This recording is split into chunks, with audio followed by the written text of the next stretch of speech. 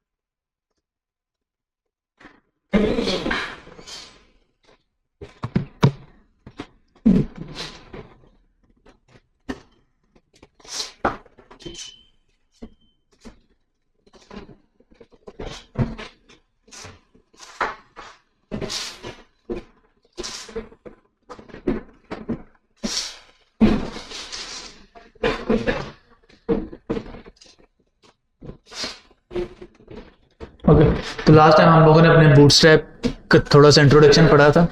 और अच्छा, और उसके बाद फिर हम लोगों ने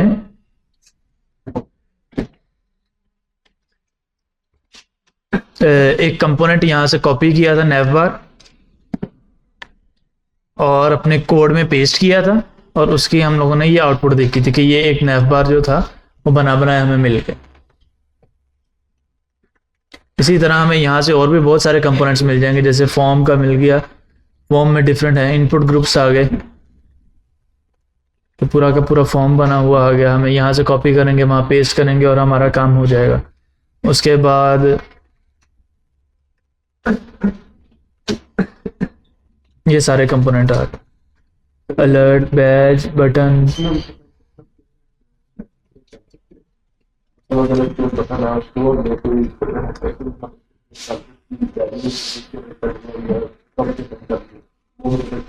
वो कर सकते हैं, लेकिन मैं बताता हूँ कैसे। अच्छा, अब इनका क्वेश्चन है कि हम इसमें अगर हमें किसी बटन की पैडिंग बढ़ानी है तो वो क्या हम वो काम कर सकते हैं या नहीं कर सकते। वो काम करने के लिए आपको अपनी कस्टम सीएसएस में आगे एक क्लास बनानी पड़ेगी। जैसे ये हमने एक क्लास बनाई हुई है,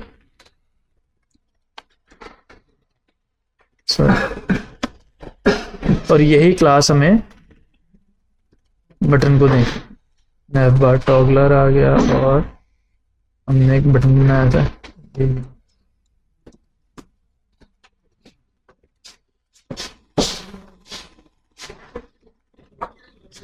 और इसे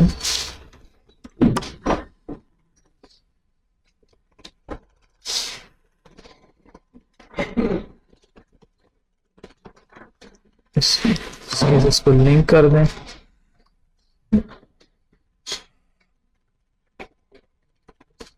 इट शुड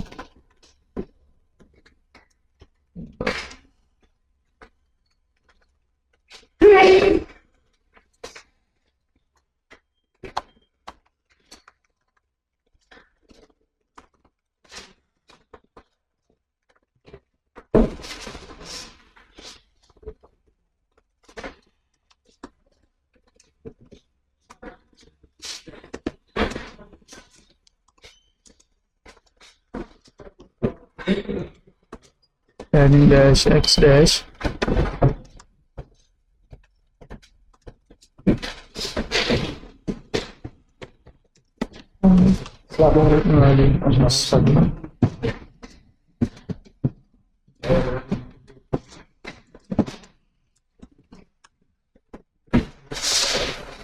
अगर हमें कस्टमाइज करना है तो वो हमें कस्टम सीएसएस में ही करना है।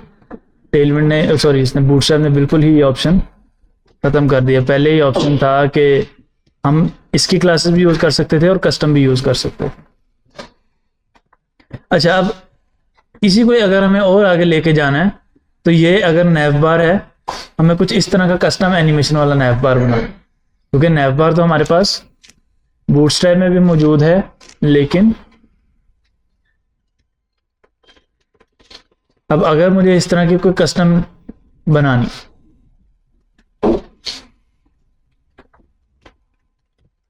या कोई और हमें एनिमेशन बनानी है, फॉर एग्जांपल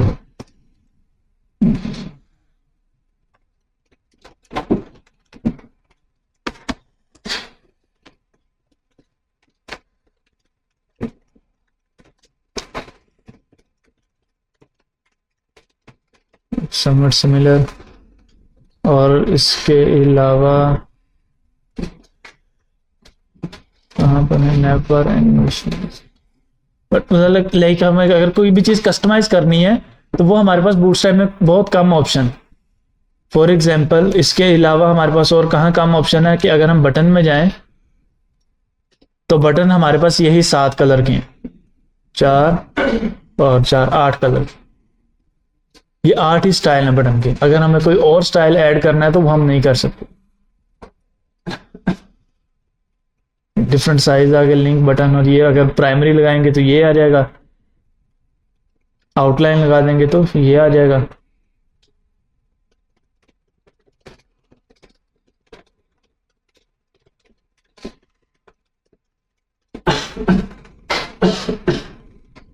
बाय डिफॉल्ट यही बटन है हमारे पास। तो अब अगर हमें चीज़ों को कस्टमाइज करना है, बटन का स्टाइल कस्टमाइज करना है, या अगर हमें नैव बार के ऊपर एनिमेशंस कस्टमाइज करनी है, या नैव बार का स्टाइल कस्टमाइज करना है, या कोई और काम हमें करना है, तो वो हमें कस्टम सीएसएस पे ही जाना पड़ेगा। जैसे अभी हम लोगों ने करके देखा कि हमारे पास बूटस्ट्रैप ने बिल्कुल ही ऑप्शन खत्म कर दिए कि हम मिक्स यूज कर लें, या हमें टेलविंड सॉरी बूटस्ट्रैप यूज करनी पड़ेगी या कस्टम सीएसएस यूज करनी पड़ेगी।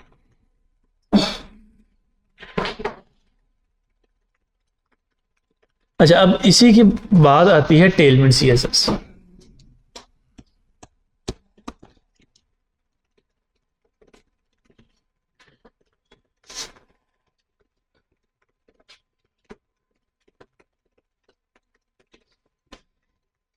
टेलविंड सीएसएस क्या है? टेलविंड सीएसएस एक स्टाइलिंग लाइब्रेरी है जैसे बूटस्ट्रैप थी। अब दोनों में डिफरेंस क्या है? जो टेलविंड है हाईली कस्टमाइजेबल, हम इसको जितना मर्जी कस्टमाइज कर सकते हैं, इसमें हर एक चीज को कस्टमाइज कर सकते हैं। जो जो भी इन्होंने ऑप्शंस दिए हैं, कलर्स का ऑप्शन है, जो जो भी ऑप्शंस मौजूद है वो सारे के सारे ऑप्शन हम चेंज कर सकते हैं। स्क्रीन साइज के ऑप्शन है, डिफरेंट डिफरेंट ऑप्शंस जो ऑलरेडी मौजूद है वो हम चेंज कर सकते हैं, कस्टम क्लासेस बना सकते हैं, सो वो भी हम लोग देखते हैं कि कैसे करेंगे। जैसे for example font size, font, text colour या बैकग्राउंड कलर। अच्छा, अब इसने जो कलर्स के ऑप्शन दिए हैं वो ये हैं, ये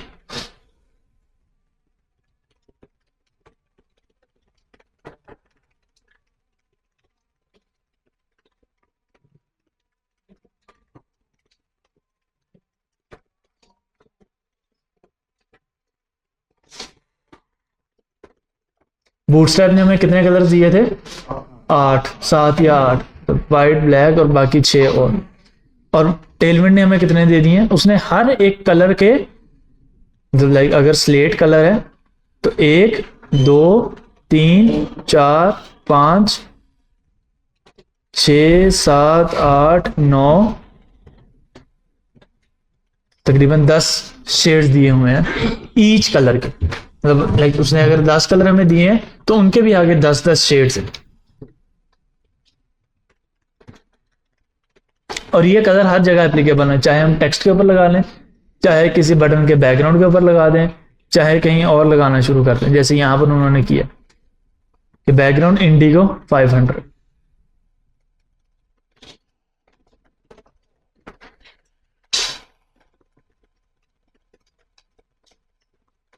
एंड उसके बाद होवर की उन्होंने एक प्रॉपर्टी लगाई है। ये होवर कैसे, मतलब जो होवर हम लोगों ने पढ़ा था कि होवर करने पे क्या हो। थोड़ा सा डार्क हो रहा है कलर, अगर आप लोग नोटिस करें तो इस तरह बहुत सारी प्रॉपर्टीज है हम लोग इसकी टेलविंड की यूज कर सकते हैं। अब टेलविंड को स्टार्ट करना थोड़ा सा मुश्किल है एज कंपेयर टू बूटस्ट्रैप। जैसे बूटस्ट्रैप में हम लोगों ने क्या किया था कि 2 लिंक के टैग और एक स्क्रिप्ट का टैग कॉपी करके अपनी HTML की फाइल में पेस्ट कर दिया था। टेलविंड मुश्किल। टेलविंड को हम लोग देख लेते हैं, डॉक्यूमेंटेशन में आ गए और सबसे पहले तो हमें टेलविंड जब स्टार्ट करनी है तो हमें ये वाली 2 कमांड्स अपने टर्मिनल में चलानी। अच्छा, अब मैं जो एक न्यू फोल्डर बना लेता हूं,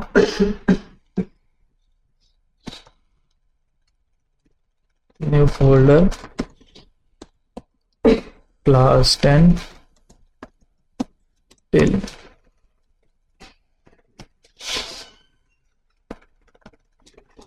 index.html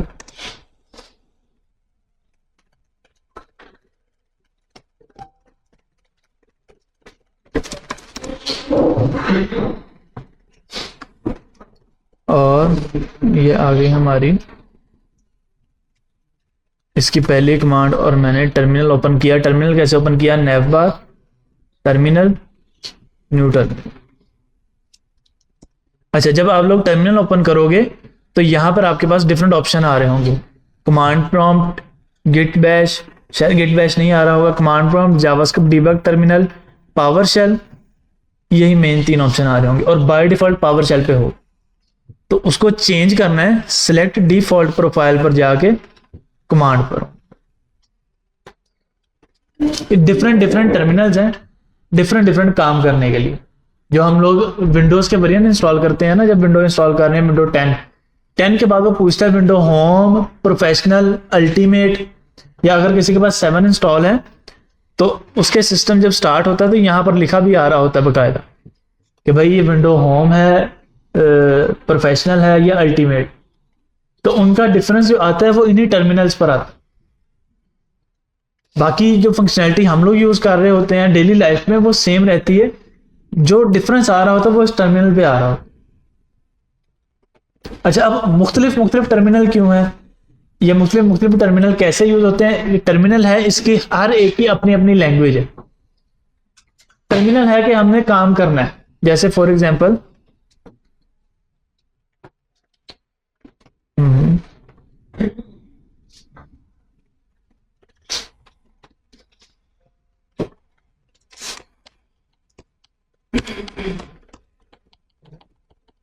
अब क्लास 10 से मैं अगर ये बैक वाला फोल्डर दबाऊंगा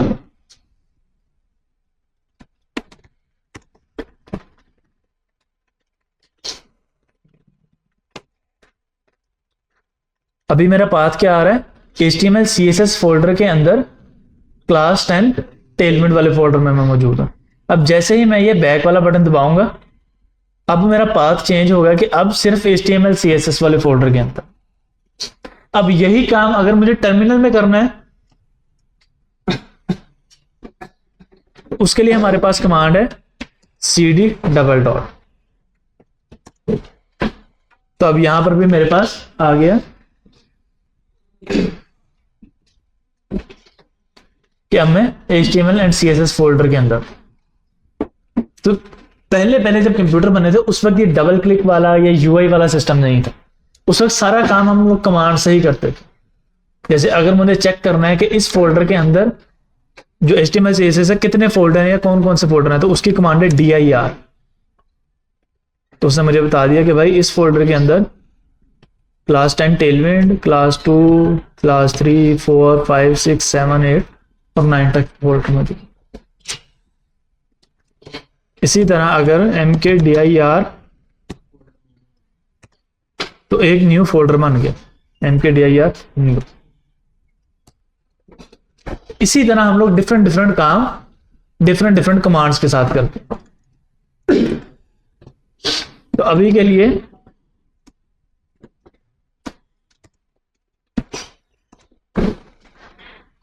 टेलविंड CSS की मैं जो लाइब्रेरी है वो इंस्टॉल करने के लिए ये कमांड रन करूंगा। अब एग्जैक्टली हो क्या रहा है मैं आपको समझाता हूं। npm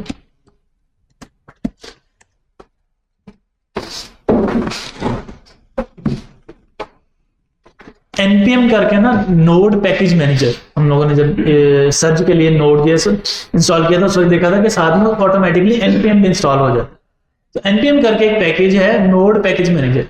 अच्छा वो क्या करता है कि भाई वो कहता है कि जब मतलब मुख्तलिफ डेवलपर जो लोगों की आसानी के लिए कोई ना कोई लाइब्रेरी बना दें।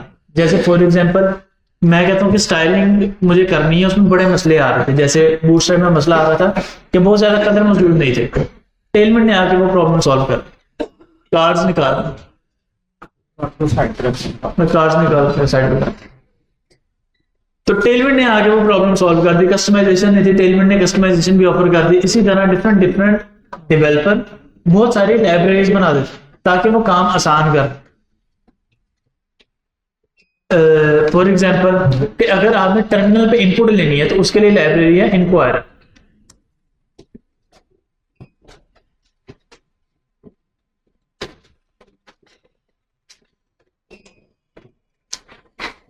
ये उसकी लाइब्रेरी है कि अगर हम टर्मिनल से इनपुट लेना चाह रहे हैं किसी यूजर से तो उसकी ये लाइब्रेरी आ गई और उसका यहां पर हमें कोड भी मिल गया गिटहब पे जाके।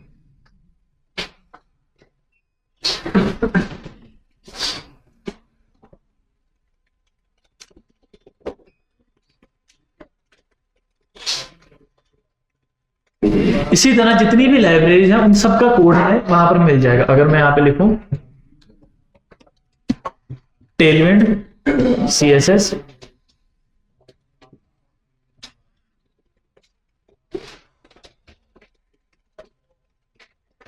और लाइब्रेरी गिटहब पे जाएं तो ये उसका कोड आ गया सारा का सारा।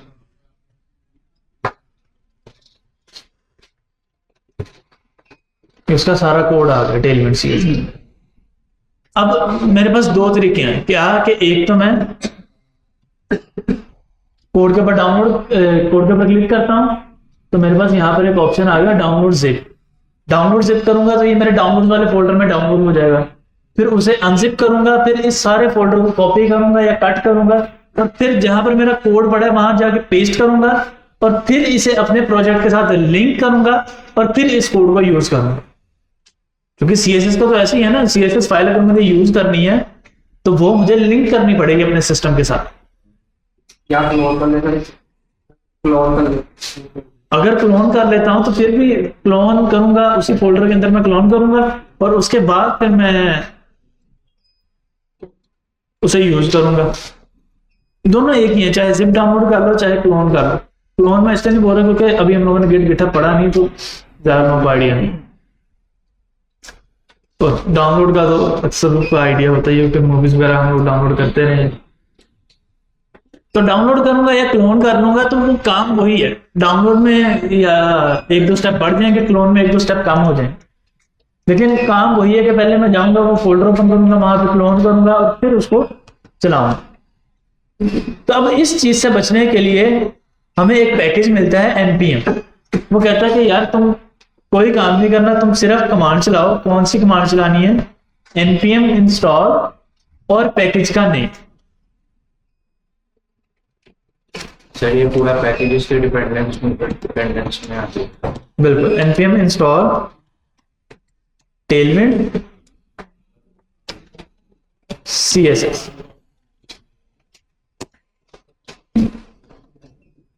ये वाला पैकेज इंस्टॉल कर दो।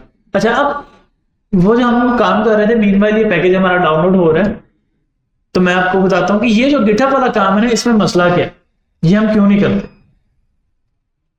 जो गिटहब पे डाउनलोड या क्लोन करने वाला काम है, टेलमेंट CSS, अगर हमें सिर्फ एक ही लाइब्रेरी डाउनलोड करनी है तो वो तो हम कर लेंगे, लेकिन अब बात ये है कि डिपेंडेंसीज और डिपेंडेंट्स।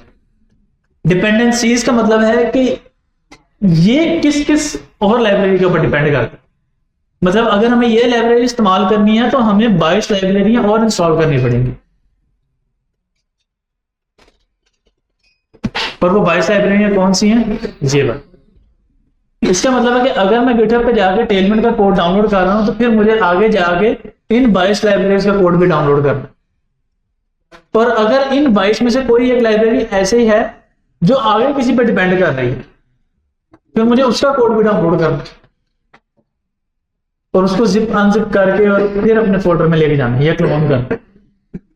लेकिन npm क्या कहता है कि npm में एक दफा चला दूंगा कमांड, ऑटोमेटिकली जितनी भी डिपेंडेंसीज है वो सारी की सारी डाउनलोड कर ले, ऑटोमेटिकली वो वहां पर उसको एडजस्ट कर दे।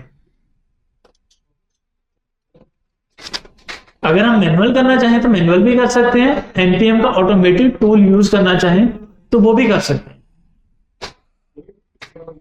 मैनुअल में क्या मसला है कि एक लाइब्रेरी के लिए हमें 22 डिपेंडेंसीज डाउनलोड करनी पड़ रही हैं, फिर इन 22 की आगे भी डिपेंडेंसी हो सकती है। अभी मुझे कोई कंफर्मेशन नहीं कि भाई ये सिर्फ 22 ही हो सकता है, 5 और भी या 10 15 20 और भी निकले। अगर इन सब की भी एक एक और हो तो 22 तो और निकल आएंगे। तो इस कह लो कि खिचखिच से बचने के लिए, लंबे छोटे काम से बचने के लिए हम कहते हैं कि भाई हम एक साथी से कमांड चला लेते हैं npm, हाँ npm इंस्टॉल लाइब्रेरी का नाम, वो ऑटोमेटिकली हमारा काम कर देगा। अब वो काम क्या करता है कि भाई वो पैकेज डाउनलोड करके लाया और नोड मॉड्यूल्स नाम का उसी फोल्डर में जहां पे हमने कमांड चलाई है फोल्डर बनाएगा और उस फोल्डर के अंदर वो ला के रख देगा। अब ARG कौन सी भाई, ARG तो हमने डाउनलोड ही नहीं की। ARG डिपेंडेंसी हम लोगों ने कौन सी डाउनलोड की थी, PQRS और टेलमेंट, ये वाली। ये बाकी लाइब्रेरी कहां से, ये वो डिपेंडेंसीज जो npm ने खुद ही ला दी। अगर npm यूज नहीं करना तो ये सारा फोल्डर हमें खुद डाउनलोड करना पड़ना था एक एक करके। तो अब ये आप पे डिपेंड करता है कि अब इसमें से अगर कोई एक लाइब्रेरी मिसिंग है तो टेलमेंट वाला कोड नहीं चलेगा। और टेलमेंट वाला मतलब एक लाइब्रेरी मिसिंग तो छोड़ो कि अगर आपने इस फोल्डर का नेम ही बदल दिया वो नहीं चलेगा। फोल्डर का नेम सेम है, कैपिटल केस में कर दिया, वो कोड नहीं चलेगा। तो इतनी किचकिच से, इतना दिमाग खपाने से अच्छा है हम कहते हैं कि भाई ये एक कमांड वाला निजाम ज्यादा बेहतर है हमारे लिए, और बीइंग पाकिस्तानी शॉर्टकट तो हमें ज्यादा ही पसंद है।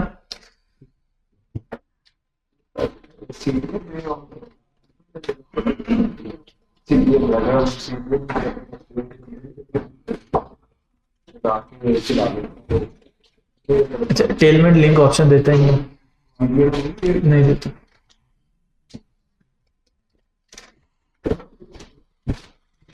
ये आ रहा है नहीं, प्ले CDN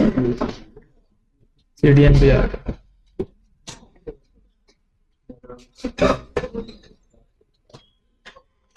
हाँ अच्छा, अब इन्होंने एक और ऑप्शन भी दिया है टेलमेंट CLI और प्ले CDN का। दोनों में डिफरेंस क्या है, दोनों में डिफरेंस ये है कि जो अब टेलमेंट चल रही है ना CLI के थ्रू, जो हम लोग कमांड्स के थ्रू चला रहे हैं, वो पैकेज हमने अपने डाउनलोड कर लिए और उसे जब डिप्लॉय करेंगे तो वो हमारे सर्च पे डिप्लॉय हो जाए। और CDN में क्या है कि वो टेलमेंट के सर्वर के ऊपर है। अब फॉर एग्जांपल कि मैंने अपने सर्च वाली वेबसाइट लाइव कर ली और किसी वजह से टेलमेंट CSS का सर्वर डाउन हो गया या टेलमेंट CSS का सर्वर बंद हो गया, तो मेरी सारी वेबसाइट की स्टाइलिंग खत्म। और जो CLI वाला काम हम कर रहे हैं उससे का क्या फायदा, क्योंकि वो हमारे ही सर्वर पे पड़ी है। तो अगर हमारा सर्वर बंद हो गया तो वेबसाइट ही नहीं आएगी। जैसे फॉर एग्जांपल मैं एक काम अगर आपको करके दिखाऊं, मुझे आइडिया नहीं है कि अभी चलेगी या नहीं, बट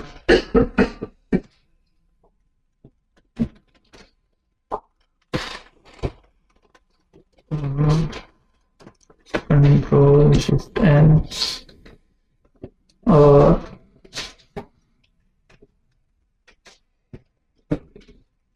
ये हमारा वही बूटस्ट्रैप वाला कोड आ गया दोबारा से, और गो लाइव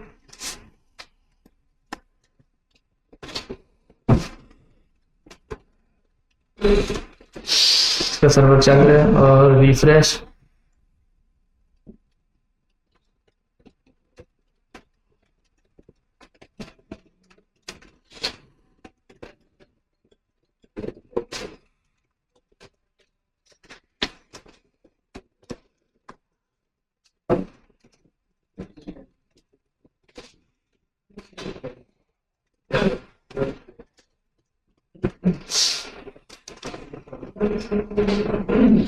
या CDN यहाँ पे पड़ता है, और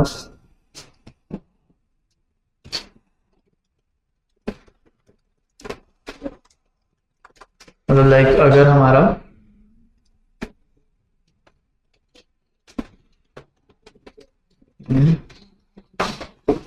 ये तो वो कुछ इस तरह से वेबसाइट हमारी लोड होगी कि अगर हमारा CDN किसी वजह से लोड नहीं हो, अभी तो मैंने वाईफाई बंद किया है, लेकिन मल्टीपल ऑप्शंस हो सकते हैं कि किसी भी वजह से हमारी अगर CSS लोड नहीं होती तो वो इस तरह से हमारी वेबसाइट लोड हो। अगर हम लोग CLI वाला काम करेंगे तो उसका फायदा या उसका जो वो ये है कि हमारी वेबसाइट लोड ही नहीं होगी, क्योंकि एक ही सर्वर पे पड़ी है ना दोनों चीजें।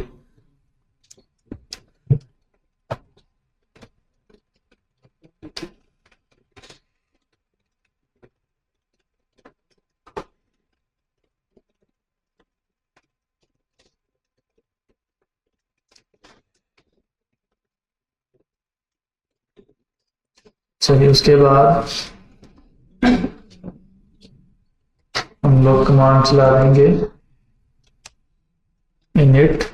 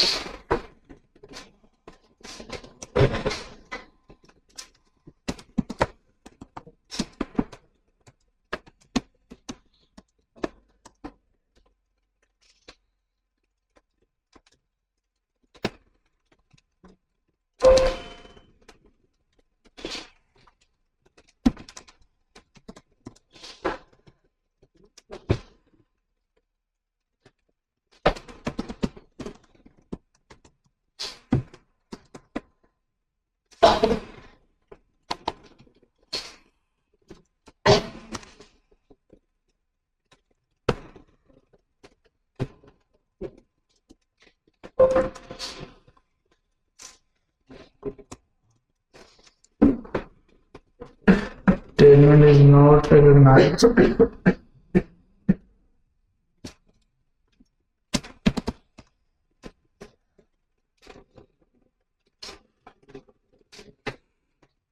JSON dependency statement और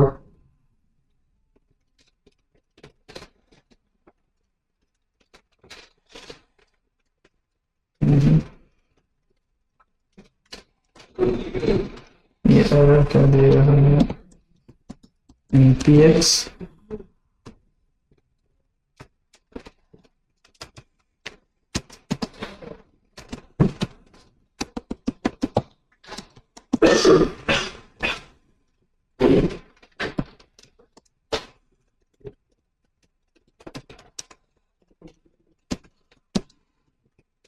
npx tailwind init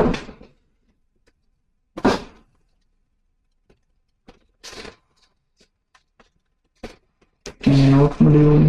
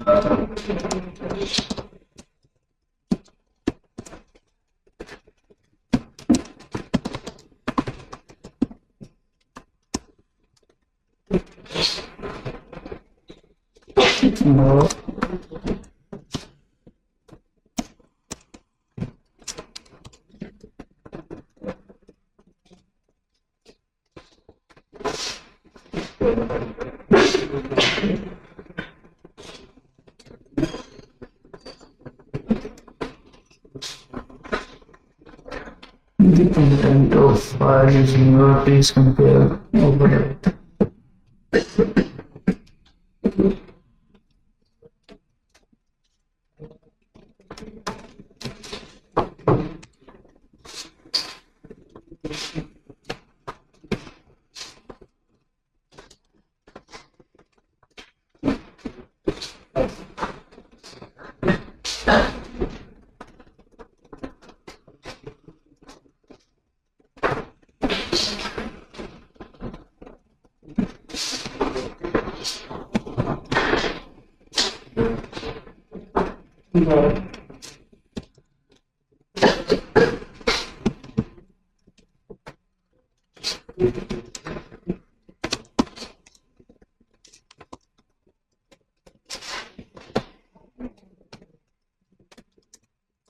npm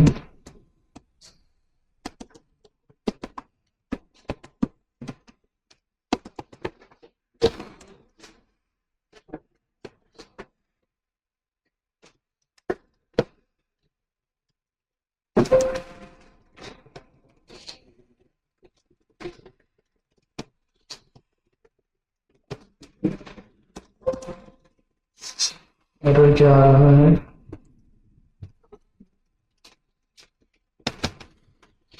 चलें इस एरर को भी देख लेता हूँ और फिलहाल CDN से कर लेते हैं।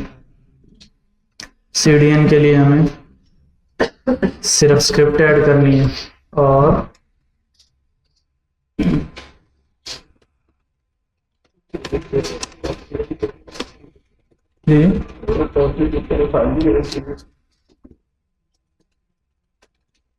इसके लिए कॉन्फ़िग की फाइल नहीं चाहिए।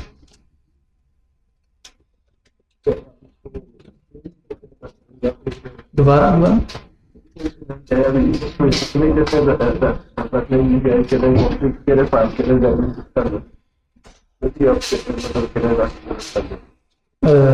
CDN टेलविन कॉन्फ़िग, हाँ उसमें भी चल जाएगी। वो भी हमारे को पता नहीं क्या इशू क्या आ रहा है, लेकिन स्टिल वो टेलविन वाली कॉन्फ़िग फाइल में अलग ही ये सारी चीजें रखते हैं हम लोग, extend colours and so on. अच्छा जी, अब हमारे पास टेलविन CSS स्टार्ट हो जाएगी होपफुली। लेट्स सी, और index.html क्योंकि अभी कुछ नहीं है तो h1 और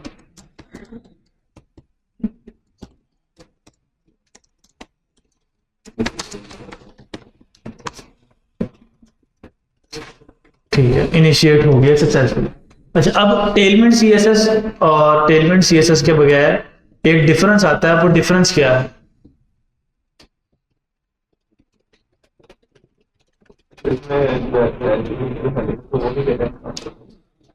बिल्कुल। अच्छा, इसमें क्या है कि टेलमेंट CSS जैसे हम लोगों ने इंस्टॉल की है या लगाई है, उसकी जो स्क्रिप्ट का टैग है, उसने जो हेडिंग के टैग का बाय डिफॉल्ट स्ट्रक्चर था वो चेंज कर दिए। ये फॉन्ट साइज था, ये बोल्डनेस थी, ये जो उसका साइज था, ये स्पेसिंग थी उसके दरमियान में, लाइन हाइट थी, वो सारी खत्म करके पैराग्राफ के इक्वल कर दी।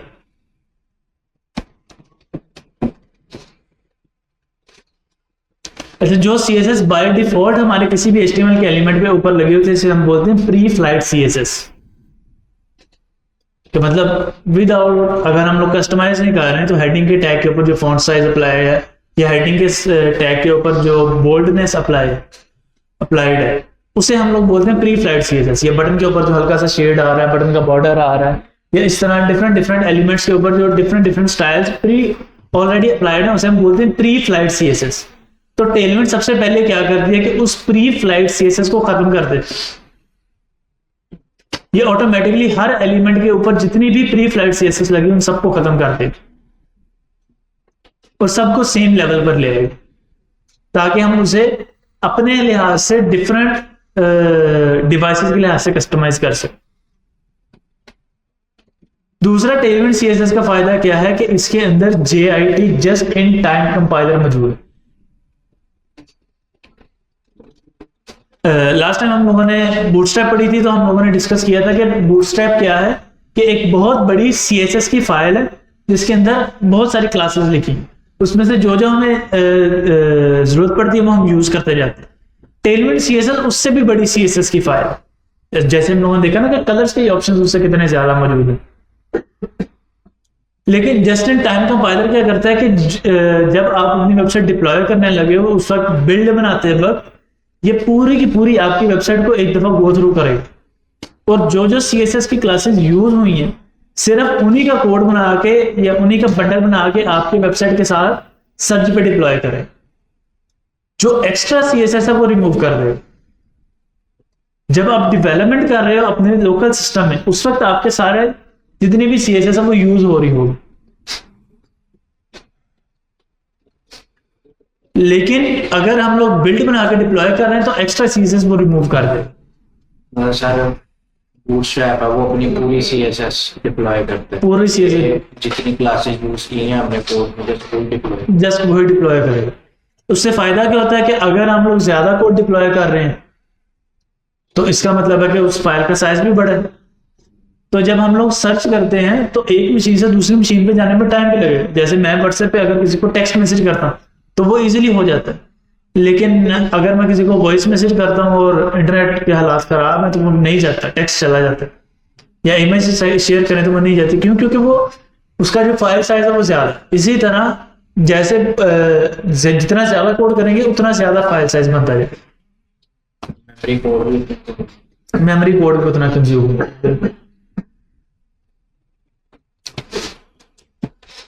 अच्छा जी, अब क्लास जैसे हम लोग बूटस्ट्रैप में दे रहे हैं तो बहुत सारी क्लासेस प्री डिफाइंड है।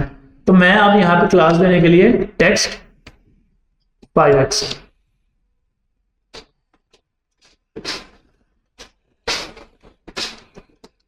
फॉन्ट बोल्ड एक्स्ट्रा बोल्ड या अब इसका कलर चेंज करना है तो टेक्स्ट रेड 500।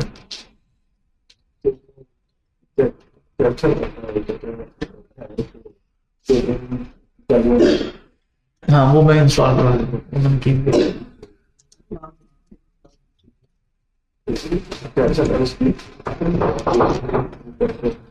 अच्छा, जैसे हम लोगों ने गो लाइव की एक्सटेंशन इंस्टॉल की थी इसी तरह हमारे पास एक एक्सटेंशन है टेलविंड CSS इंटेलिजेंस। टेलविंड वालों ने खुद ही बनाई हुई है, टेलविंड लैब्स। अच्छा, अब इसका फायदा क्या है कि जब भी आपको क्लास को कोड करना शुरू करोगे तो आपको इस तरह से डिफरेंट ऑप्शंस दे देगा।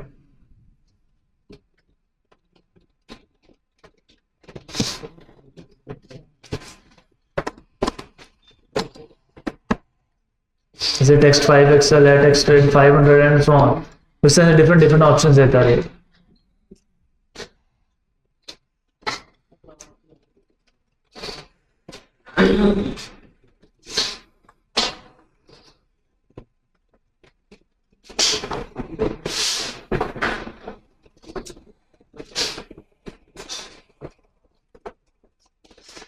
ओके,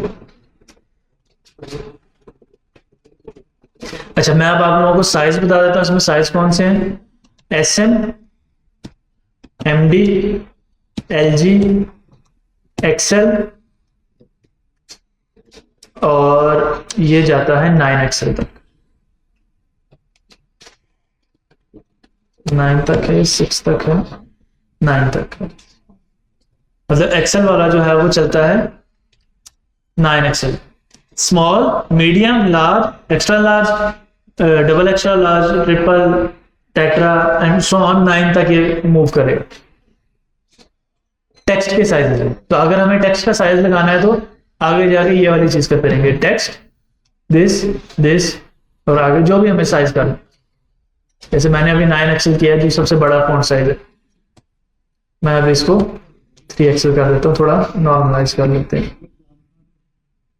ये क्लासेस कहाँ पे मौजूद है? ये क्लासेस देखने के लिए आपको टेलविंड की ऑफिशियल लाइब्रेरी जो वेबसाइट है, और ये आ गया टाइपोग्राफी। टाइपोग्राफी में फॉन्ट साइज ये आ गया 9XL। अब यहां पे उन्होंने बताया था कि भाई ये इसका क्लास नेम है टेक्स्ट 5XL और ये उसका कोड है कि font size 3 RAM line height इतनी। यहाँ पे उन्होंने आप लोगों को एक उसका बेसिक व्यू भी दिया है 2XL तक का।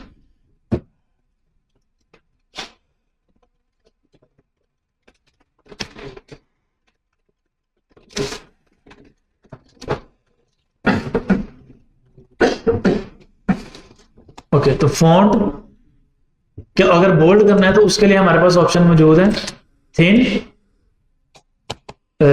Extra light, light, normal, medium, semi bold, bold, extra bold और ब्लैक।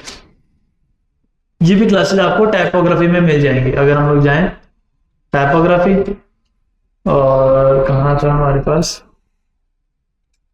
फॉन्ट साइज और फॉन्ट वेट के नाम से हमें मिल गई। Font thin, font extra light, font light, normal, medium, semi bold, bold, extra black, black. अच्छा, अब ये सारी क्लासेस हमें याद करने की जरूरत नहीं है कि अगर हम लोग कहें ना कि भाई मैं तो भाई क्लासें बैठ कर रटा करने लगूंगा, तो टेलविंड में इतनी क्लासेस हैं कि याद करना मुश्किल है, बहुत मुश्किल। तो ये हमें याद करने की जरूरत नहीं, हमें सिर्फ पता होना चाहिए कि हमें एग्जैक्टली करना क्या है और हम उससे रेलिवेंट जो क्लासेस हैं वो यहाँ आके देख लेंगे। और बाकी जब इंसान बार बार एक ही कोड कर रहा है तो उसको सीक्वेंस याद हो रहा है। तो इसी वजह से मुझे क्लासेस याद है। अगर आप कहो कि मुझे सारी टेलविंड की क्लासेस याद है तो मुझे भी याद है, और वो हम याद करते भी नहीं, वो किसी को भी नहीं होती है, बहुत ज्यादा है ना।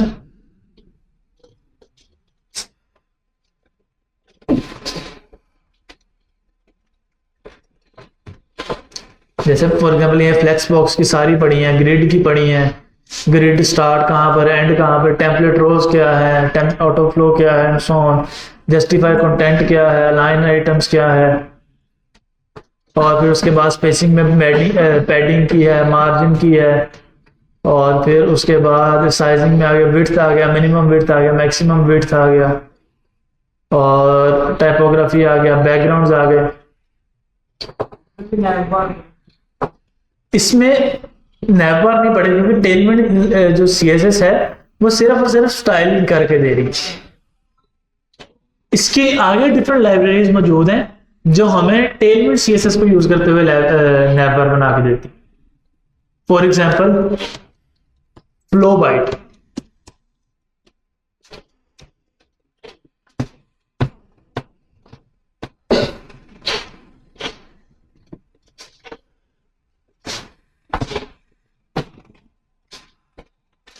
build website even faster with components on top of tailwind CSS। ये tailwind CSS को यूज करके मैंने कंपोनेंट्स बनाए हैं। तो अगर हम करें गेट स्टार्टेड, और यहां से हमें सारे को मिलने शुरू हो जाएंगे। अकॉर्डियन मिल जाएगा,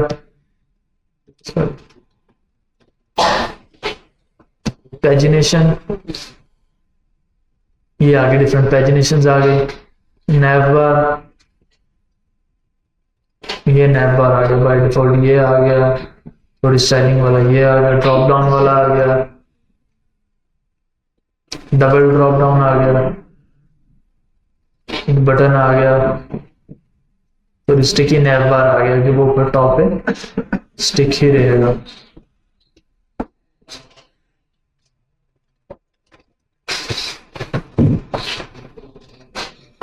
सर्च वाला आ गया, एक करके देख लें। लेट्स से ये हम लोग सर्च वाला कर लें तो कॉपी और बॉडी में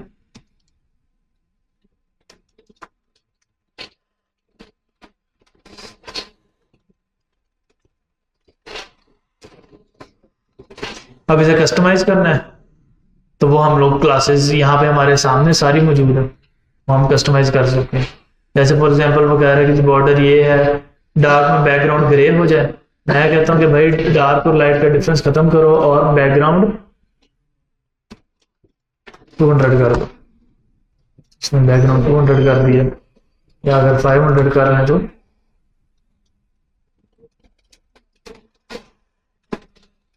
ओके डेव और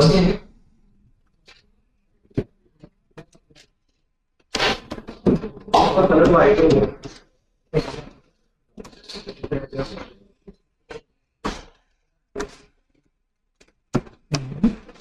डार्क और बैकग्राउंड ये है, और अगर हम लोग सिस्टम यूआई को लाइट कर दें,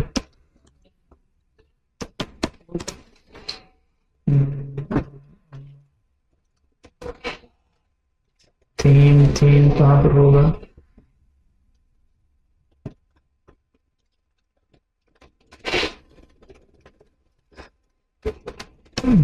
लाइट,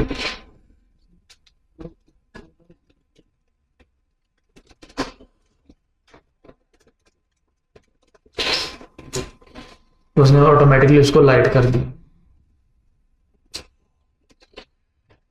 दोबारा से डार्क करेंगे तो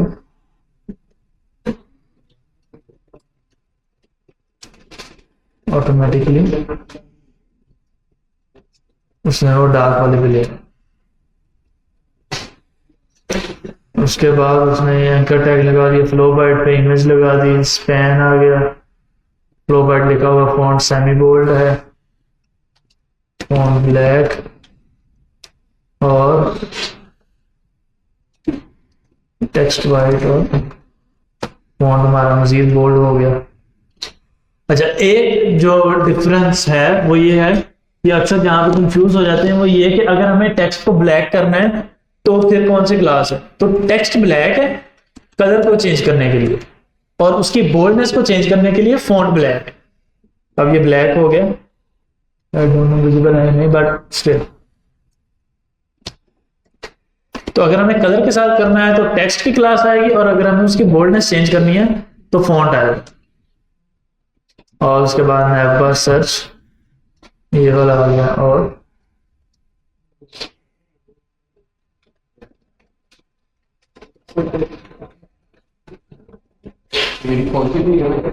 ये रिस्पॉन्सिव नहीं है।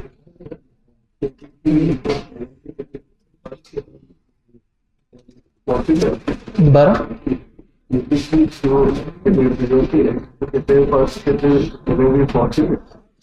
अच्छा, टेलविंड की प्रायोरिटी, क्योंकि टेलविंड के अंदर कोई भी कंपोनेंट मौजूद नहीं है, उसे हमने यूज करना है। अगर हम लोग उसको जैसे यूज करना है,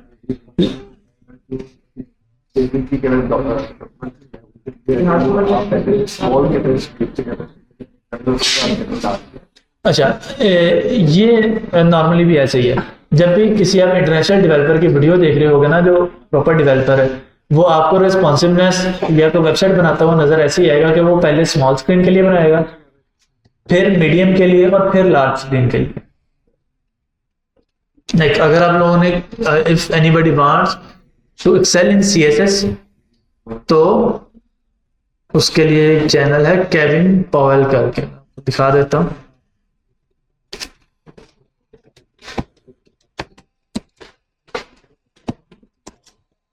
मतलब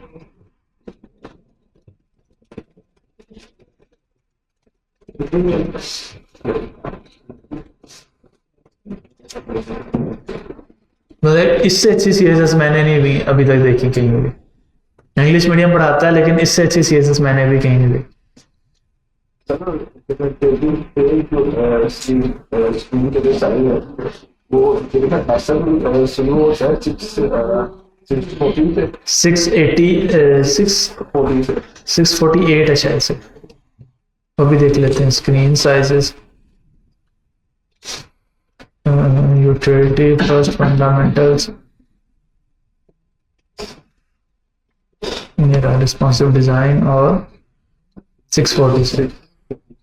से जो स्मॉल के स्क्रीन पर कहते हैं कोई मतलब क्लास में करते हैं। हाँ बिल्कुल, लेकिन एक हम लोग डिफाइन कर लेते हैं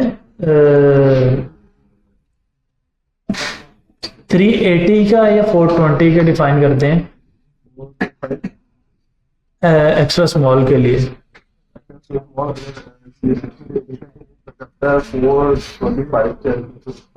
425 से स्टार्ट करते हैं एक्स्ट्रा स्मॉल, तो वो वहीं से 420 हम लोग करते हैं। मैंने तो 420 किया, जब भी किया 420 किया ना। इसको हम कहते हैं कस्टम भी कर सकते हैं। इसको कस्टम भी कर सकते हैं वो उसी में जाके, तो अभी हम लोग कस्टमाइजेशन पे आते हैं। अच्छा जी, अब टेलमेंट सीएसएस हम लोग क्यों यूज कर रहे हैं? कस्टमाइजेशन के लिए। अब इसकी कस्टमाइजेशन कैसे करनी है? डॉक्यूमेंटेशन, चूंकि हम लोग सीडीएन पे हैं तो प्लेस सीडीएन, उन्होंने हमें बताया हुआ कि भाई आपने एक स्क्रिप्ट का टैग लगाना है और अब हम उसे कस्टमाइज कर सकते हैं। कस्टमाइजेशन करते वक्त हमारे पास काफी ऑप्शन मौजूद हैं। अच्छा, अब कुछ लोग क्या गलती करते हैं कि जब कोड कॉपी करते हैं तो वो यहां तक कोड कॉपी कर लेते हैं और यहां पे आके थीम, कलर्स और एक नया कलर बना लेते हैं, फॉर एग्जांपल रेरा, और इसके अंदर हम लोग कलर दे देते हैं FF। मुझे पता नहीं है क्या कलर बनेगा, लेकिन स्टिल हमने एक कलर बना लिया और मैं इसे कहता हूं नैव बार को भी, के लिए हम कमेंट कर लेते हैं। और हम अगर अपना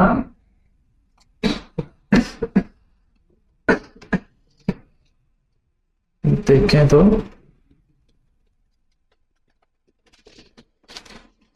फोन फोल्ड,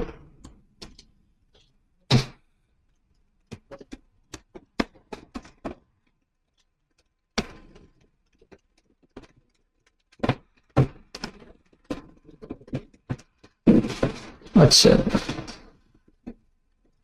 अब मैं यहाँ पे कलर अप्लाई कर रहा हूँ टेक्स्ट रेड 500, लेकिन वो अप्लाई हो नहीं रहा। वो अप्लाई क्यों नहीं हो रहा है? क्योंकि मैंने अब जो उसकी कस्टमाइजेशन की है टेलमेंट सीएसएस की, वो इस तरह से कर दी है कि भाई टेलमेंट सीएसएस के अंदर जो थीम है ना, उसके अंदर जो कलर मौजूद है वो ये वाले हैं सिर्फ।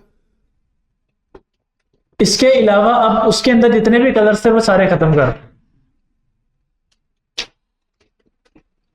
अब इसके अलावा उसके अंदर कोई कलर मौजूद नहीं है, सिर्फ एक ही कलर यहाँ पे डिफाइन हो वही टेलमेंट, वही टेलमेंट में हम लोग मतलब वही यूज कर सकते हैं। अब जो टेलमेंट के हम लोगों ने देखे थे ना कोई 500,000 कलर्स, वो सारे खत्म हो गए। अब सारों की जगह पे सिर्फ यही रह गए। अगर मैं चाहता हूं कि नहीं वो कलर्स भी रहें लेकिन मैं ये कलर भी डिफाइन कर, तो उसके लिए हमें क्या करना है? उसके लिए हमें यहां पर एक्सटेंड करना है। अगर हम एक्सटेंड करेंगे तो इसका मतलब है कि भाई पहले वाले जो 1000-1500 कलर हैं वो भी रहेंगे और सॉरी जो ये कलर है हमने ऐड किया वो भी आ जाएगा।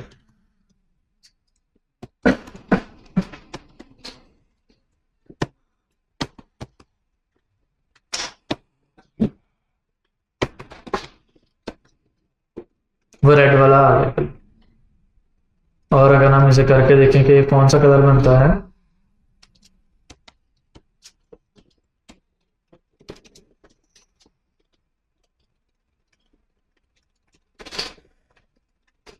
कोई कलर नहीं बन रहा। पता नहीं। यार यही कोड कॉपी कर लेते हैं जो उन्होंने हमें दिया था।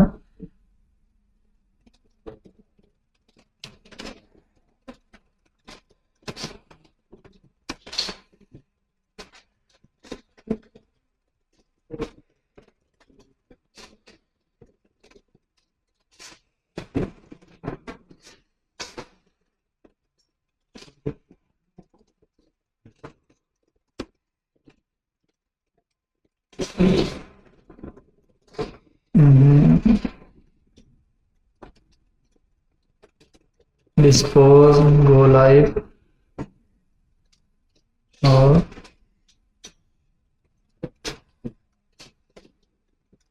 why it is not showing the color.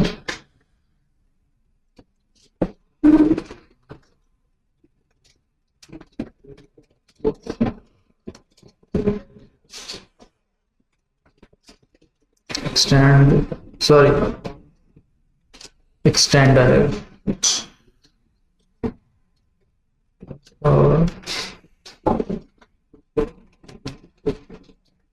Text वगैरह। और अगर हम इसे करें F0 तो ये बन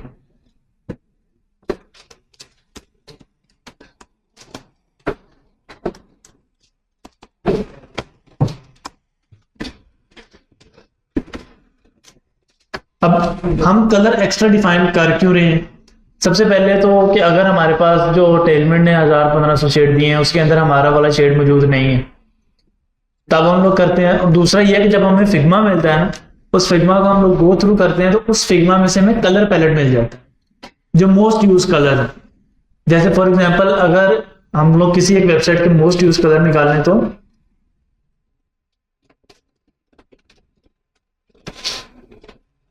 इसमें एक ये नेवी ब्लू, ऑरेंज और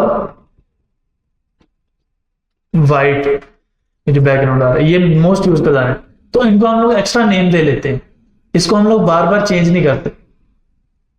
यानी जो ब्रांड के कलर्स होते हैं ना, जिससे ब्रांड आइडेंटिफाई हो रहे हैं, जैसे गूगल के कुछ कलर्स हैं, या अगर हम लोग देखें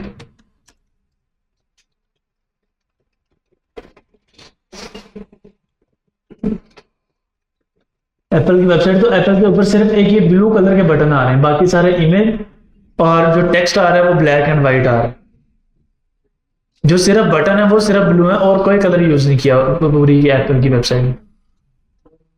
लाइक अगर मैं मैकबुक पे जाऊं, एक्सप्लोर और मैक,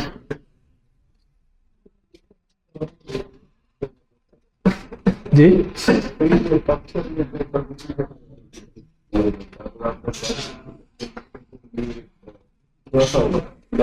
ब्लैक नहीं है, एग्जैक्ट ब्लैक यूज भी कहीं नहीं करते हम। तो मतलब मेन जो कलर उन्होंने एक ही यूज किया हुआ है, तो इसको हम लोग नेम दे लेते हैं। अब वो नेम देने का मकसद क्या है कि अगर हमें पूरी वेबसाइट में या अपनी कंपनी की रीब्रांडिंग कहीं करनी पड़ जाती है तो एक ही जगह कलर चेंज करेंगे तो वो हर जगह चेंज हो जाएगा। लाइक अगर मैंने ये टेक्स्ट हुरैरा या हुरैरा का जो कलर है वो पूरी वेबसाइट में 50 जगह यूज किए और वो कहते हैं कि जी नहीं मुझे येलो की जगह रेड कलर चाहिए, तो मुझे 50 जगह बदलने के बजाय सिर्फ यहाँ आके रेड करना, यानी सिर्फ मुझे इतना चेंज करना और वो येलो से रेड हो गया। और अगर मैं हर जगह टेक्स्ट रेड और आगे उसका कोड नंबर लिखता हूँ 600 700, तो मुझे बार बार